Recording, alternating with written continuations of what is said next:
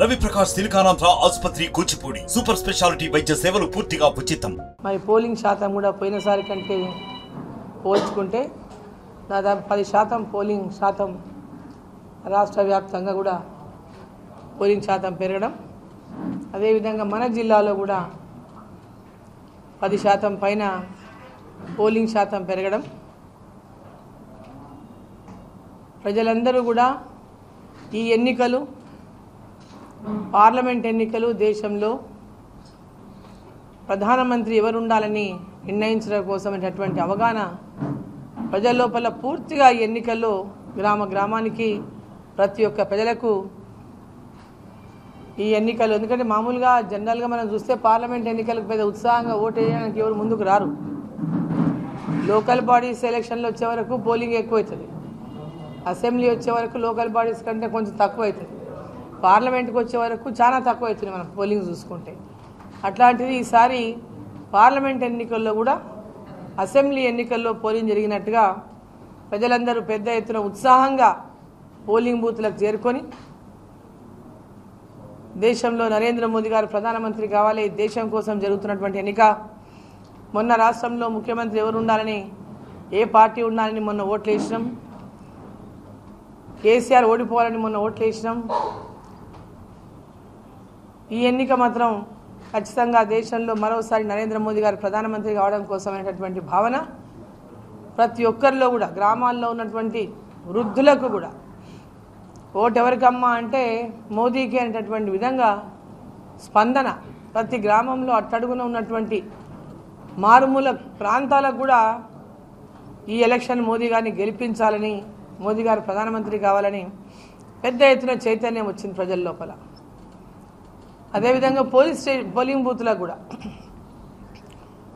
బూతులలో కూడా పెద్ద ఎత్తున పొద్దున 7 గంటల నుంచే పెద్ద ఎత్తున కుటుంబం ఫ్యామిలీతో సహా పోలింగ్ బూత్లకు చేరుకొని ఓట్లు వేసినటువంటి అనేక బూతుల్లో ప్రతి బూత్లో కూడా ఆ పరిస్థితి మనం చూసినాం. మరి మహబూబ్ నగర్ పార్లమెంట్లో కూడా ఈరోజు నరేంద్ర మోదీ గారు ప్రధానమంత్రి కావాలని, ఇక్కడ భారతీయ జనతా పార్టీ తరఫున నరేంద్ర మోదీ గారు ఆశీర్వదించినటువంటి అభ్యర్థి పాలమూరు బిడ్డ డి కరుణమ్మ గెలవాలని ప్రతి ఒక్కరు కూడా ఎన్నికలకు ముందే ఒక డిసిషన్కి వచ్చినటువంటి నేపథ్యం చాలా చోట్ల కనిపించింది. ఇక్కడ ముఖ్యమంత్రిగా రేవంత్ రెడ్డి పెద్ద ఎత్తున ప్రచారం చేసిన, 8 సార్లు జిల్లాకు వచ్చిన, అనేక రకాలుగా భారతీయ జనతా పార్టీని నరేంద్ర మోదీ గారిని మరి ఇక్కడ నేను కంటెస్ట్ చేసినటువంటి అభ్యర్థిగా నన్ను అనేక దుర్భాషలు మాట్లాడినా కూడా భయభ్రాంతులకు గురి చేసిన, ఫోన్లు చేసి భయపడిచ్చిండ్రు, యూత్ పిల్లలు తిరుగుతుంటే వాళ్ళ తల్లిదండ్రులకు ఫోన్లు చేసి భయపడిచ్చిండ్రు, కాంగ్రెస్ పార్టీకి ఓటు వేసినాం మొన్న గెలిపించినాం 6 గ్యారెంటీలు అని చెప్పిండ్రు, మోసం చేసిండ్రు, 6 గ్యారెంటీల కోసం ఓటు వేసినాం, 6 గ్యారెంటీలు ఇంకా వాళ్ళు నెరవేర్చారు, ఇంకా హామీలు ఇంప్లిమెంటే చేయలేదు, అమలు చేయలేదు. ఈ ఓటు నరేంద్ర మోదీ గారు అందించినటువంటి పేదవాళ్ళకు అందించినటువంటి ఉచిత గ్యాస్ కనెక్షన్లు కావచ్చు, ఉజ్వల మరుగుదొడ్లే కావచ్చు, ఉచిత బియ్యమే కావచ్చు, కరోనా ఫ్రీ వ్యాక్సినే కావచ్చు, గ్రామాల్లో ఉపాధి హామీ కూలీలకు 310 రూపాయలు పెంచడమే కావచ్చు, గ్రామాల్లో పెద్ద ఎత్తున సీసీ రోడ్లు కానీ ఇతర అభివృద్ధి పనులు కానీ, అంగన్వాడీలో భోజనం కానీ, ఇట్లా చెప్పుకుంటూ పోతే రైతులకు కిసాన్ సమ్మాన్ నిధి కానీ, ఉచిత రైతులకు సబ్సిడీ మీద ఎరువులు కానీ, ఇట్లా అనేకమైనటువంటి కార్యక్రమాలు నరేంద్ర మోదీ గారు చేసినటువంటి అనేక పథకాలు, గ్రామాల్లో సీసీ రోడ్లు, డంపింగ్ యార్డులు, హరితహారం, రైతు వేదికలు, అదేవిధంగా శ్మశాన వాటికలు, ప్రకృతి వనాలు, ఇట్లా ప్రతి ఒక్క అభివృద్ధి కార్యక్రమాలు, రోడ్లు, రైలు మార్గాలు, విద్యాపరం వైద్యపరంగా అన్ని రకాలుగా నరేంద్ర మోదీ గారు అందిస్తున్నటువంటి సహాయాన్ని, అభివృద్ధిని ప్రజలకు చేరువజేయడంలో భారతీయ జనతా పార్టీ విజయం సాధించిందనే చెప్పాలి. ప్రజల్లోకి చేరగలిగింది. ఈ పథకాలన్నీ కూడా నరేంద్ర మోదీ గారు అందిస్తున్నటువంటి పథకాలని ప్రజలు తెలుసుకోగలిగిండ్రు. ఇన్ని రోజులు మొన్న అధికారంలోకి కాంగ్రెస్ పార్టీ రాకముందు ఉన్నటువంటి బీఆర్ఎస్ ప్రభుత్వం అన్నీ వాళ్లే చేస్తున్నట్టు చెప్పుకున్నారు. ఇప్పుడు వచ్చినటువంటి కాంగ్రెస్ ప్రభుత్వం అన్నీ వాళ్లే చేస్తామని చెప్పుకుంటున్నారు.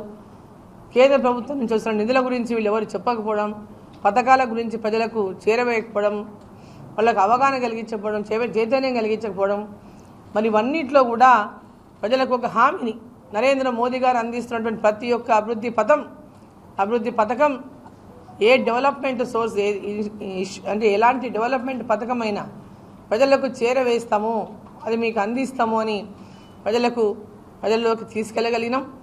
పెద్ద ఎత్తున ప్రజలందరూ కూడా ఇవాళ భారతీయ జనతా పార్టీకి ఏక లక్ష్యంతో దేశంలో నరేంద్ర మోదీ గారు ఉండాలి, ఈ ఓటు మోదీ గారికే, దేశం కోసం ధర్మం కోసమని ప్రతి ఒక్కరు ఎక్కడ చూసినా ఇవాళ గ్రామాన ఉన్నటువంటి రైతులు కానీ, మహిళలు కానీ, యువకులు కానీ ప్రతి ఒక్కరు బీసీ, ఎస్సీ, ఎస్టీలు కూడా పెద్ద ఎత్తున ఈసారి ఎస్టీలు భారతీయ జనతా పార్టీ వైపు ఏకపక్షంగా ఇవాళ ఓటింగ్ చేసినటువంటి పరిస్థితిని గ్రామాల్లో, తాండాలలో కనిపిస్తూ ఉంది. సో ఈ ఎన్నికల్లో తప్పకుండా భారతీయ జనతా పార్టీ మహబూబ్నగర్ పార్లమెంటు స్థానం 100% మంచి మెజార్టీతో విజయం సాధిస్తున్నాం. అదేవిధంగా ఖచ్చితంగా 2 లక్షల నుంచి 3 లక్షల మధ్యలో మెజార్టీ కూడా సాధిస్తామనేటువంటి నమ్మకాన్ని, విశ్వాసాన్ని వ్యక్తం చేస్తూ ఉన్నా. రాష్ట్ర వ్యాప్తంగా కూడా 12 స్థానాలను భారతీయ జనతా పార్టీ గెలుచుకోబోతా ఉందని ఈ సందర్భంగా తెలియజేస్తూ, అది ప్రధానమంత్రి గారు నిర్ణయం ఉంటుంది, అది మేము స్థానం ఉంటుందా లేదా అనే విషయము వారు డిసిషన్ తీసుకునే వాళ్ళు ఉంటుంది సార్. ప్రజలు ఆశించడంలో, మహబూబ్నగర్ ప్రజలు ఆశించడంలో తప్పు లేదు. సో అది ఆ నిర్ణయం అనేది ప్రధానమంత్రిగా నరేంద్ర మోదీ గారు తీసుకుంటారు. Thank you. ప్రజలు కార్యకర్తలు అయితే కోరుకుంటున్నారు. మాట మాట్లాడి టైం అయిపోయింది, ఓటింగ్ అయిపోయింది. వాళ్ళకి నిన్న కూడా మన వాళ్ళు పోయి చెప్పినారు చాలామంది. నేను అంతకుముందు కూడా పోయి చెప్పొచ్చినాను, ఈ సమస్యకు పరిష్కారం కావాలంటే తప్పకుండా నా పూర్తి సహాయ సహకారం అందిస్తానని చెప్పినాను. కానీ వాళ్ళు ఓటును బహిష్కరించడం వల్ల వాళ్ళు సాధించేది ఏమి ఉండదు. వాళ్ళు ఎవరు వాళ్ళని గైడ్ చేస్తున్నారో మాకు తెలియదు. కానీ ఓటు వేయకుంటే అదేదో పని అవుతుంది అంటే అది కరెక్ట్ కాదు. ఓటు వేయకుంటే ఎవరు పట్టించుకోరు. ఎవరు పట్టించుకుంటారు? ఓటు వేయకుంటే ఎవరు పట్టించుకోరు కదా. సమస్య అనేది పరిష్కారం కావాలంటే ఓటేసి కొట్లాడాలి, తమ ఓటు హక్కును ఉపయోగించుకోవాలి. సమస్య పరిష్కారం చేయడానికి రాజకీయ పార్టీల పైన వాళ్ళ మద్దతు కోసం కొట్లాడి చేయించుకోవాలి. అది వాళ్ళకి హక్కు ఉంది. కానీ ఓటు వేయకపోతే వాళ్ళ హక్కును వాళ్ళు కోల్పోతున్నట్లే కదా. మరిన్ని వీడియోస్ కోసం ఛానల్ ని సబ్స్క్రైబ్ చేయండి, లేటెస్ట్ అప్డేట్స్ కోసం వాట్సాప్ ఛానల్ ని ఫాలో చేయండి, అండ్ లింక్ డిస్క్రిప్షన్ లో ఉంది.